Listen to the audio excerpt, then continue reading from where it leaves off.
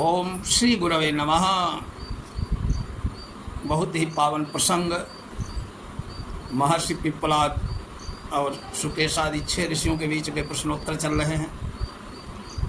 पहले सुकेशा ने कृष्ण पक्ष और शुक्ल पक्ष, उत्तरायण और दक्षिणायन आदि की बारे में प्रश्न किए। महर्षि पिप्पलाद ने उत्साह गर्भित उत्तर दिए हैं।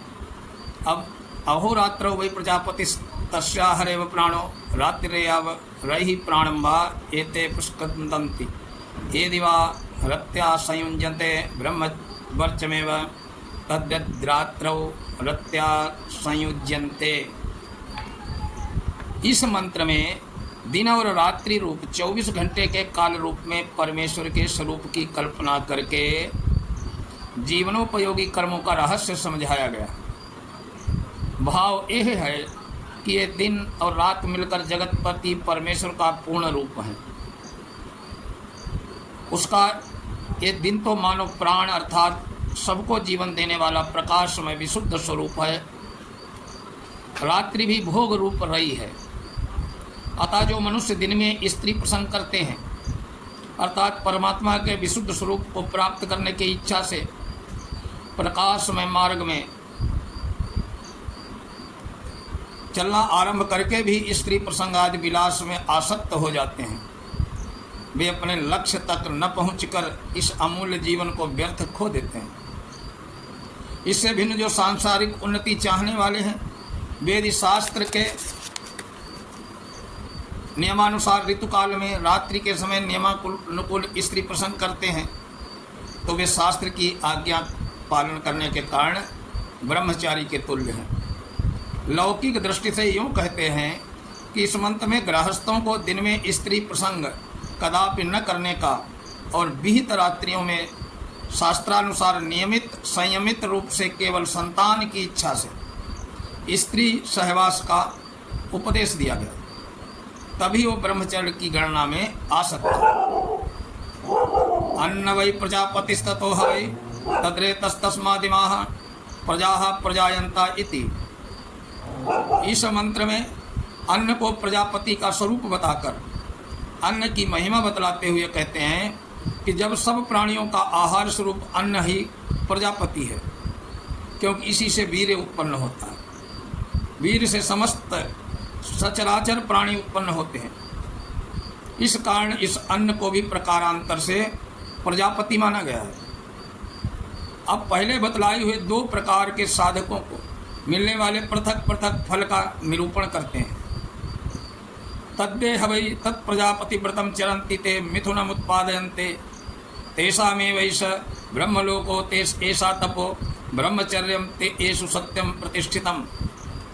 जो लोग संतानोत्पत्ति स्वरूप प्रजापति के व्रत का अनुष्ठान करते हैं अर्थात स्वर्गादि लोकों के भोग की प्राप्ति के लिए शास्त्र विहित शुभ कर्मों का आचरण करते हुए नियमानुसार स्त्री प्रसंग आदि भोगों का उपभोग करते हैं, वे तो पुत्र और कन्या रूप जोड़े को उत्पन्न करके प्रजा की वृद्धि करते हैं। और जो उनसे भिन्न है, जिनसे ब्रह्मचर्य और तप भरा हुआ है, जिनका जीवन सत्यमय है तथा जो सत्य स्वरूप परमेश्वर को अपने हृदय में नित्य स्थित देखते हैं, उन्हीं को ये ब्रह्मलोक परम पद मिलता है, दूसरों को नहीं। तेषामसौ विरजो ब्रह्मलोको नयेषु जिह्य मन्त्रतम न माया चेति। जिनमें कुटिलता का लेश भी नहीं है, जो स्वप्न में भी मिथ्या भाषण नहीं करते हैं, असत्य समय आचरण से सदा दूर रहते हैं, जिनमें राग द्वेषादि विकारों का सर्वथा अभाव है, जो सब प्रकार से छल कपट से शून्य है, उन्हीं को वो विकार रहित शुद्ध ब्रह्म रूप ब्रह्मलोक मिलता है। और जो इनसे विपरीत लक्षणों वाले हैं उनको नहीं मिलता है। अब एक प्रथम प्रश्न संपूर्ण हुआ। अथ द्वितीय प्रश्न। अथ हेनम भार्गवो वैदर्भी पप्रच्छ भगवन् कत्तेव देवाः प्रजां विधारयन्ते कतर एतत् प्रकाशयन्ते का पुनरेषा वरिष्ठ। इस मंत्र में भार्गव ऋषि ब्रह्मर्षि प्रहलाद से 3 बातें पूछी। प्रजा की यानी प्राणियों की शरीर धारण करने वाले कुल कितने देवता हैं, कौन कौन इनको प्रकाशित करने वाले हैं, सब में श्रेष्ठ कौन? कस्मै हेवा चाकाशो हवा एष देवो वायुरग्निरापः पृथिवी वांग मनश्चक्षुः श्रोत्रम च ते प्रकाश्या भिदन्ति वयमेतद्बाणमष्टभ्य विधारयामः। इस प्रकार भार्गव के पूछने पर महर्षि पिप्पलाद यहाँ उत्तर देते हैं। दो प्रश्नों का एक ही साथ उत्तर दिया है। कहते हैं कि सबका आधार तो वैसे आकाश रूप देवता ही है, परंतु उनसे उत्पन्न होने वाले वायु, अग्नि, जल और पृथ्वी, ये चारों महाभूत भी शरीर को धारण किए हैं। ये स्थूल इन्हीं से बना है, इसीलिए ये धारक देवता है। वाणी आदि 5 कर्मेंद्रियां, नेत्र और कान आदि 5 ज्ञानेंद्रियां, मन आदि 4 अंतःकरण, ये 14 देवता इस शरीर के प्रकाशक हैं। वे देवता देह को धारण और प्रकाशित करते हैं, इसलिए ये धारक और प्रकाशक देवता कहलाते हैं। ये देह को प्रकाशित करके आपस में झगड़ पड़े, अभिमान पूर्वक परस्पर कहने लगे कि हमने शरीर को आश्रय देकर धारण कर रखा है। तान वरिष्ठ प्राण उवाच माँ मोह मापद्यर्था हमें वै तप पंचधात्मान प्रविभत जे तद्बाणमष्टभ्य विधारयामीति ते श्रद्धाना बभूवु। इस प्रकार जब संपूर्ण महाभूत इंद्रियां और अंतःकरण रूप देवता परस्पर विवाद करने लगे, तब सर्वश्रेष्ठ प्राण ने उनसे कहा, तुम लोग अज्ञानवश अब आपस में विवाद मत करो। तुम में से किसी में भी इस शरीर को धारण और सुरक्षित रखने की शक्ति नहीं। इसे तो मैंने ही अपने को प्राण, अपान, समान, व्यान और उदान रूप 5 भागों में विभक्त करके आश्रय देते हुए धारण कर रखा है। मुझसे ही ये सुरक्षित है। प्राण की ये बात सुनकर उन देवताओं ने उन पर विश्वास नहीं किया, वे अविश्वासी ही बने रहे।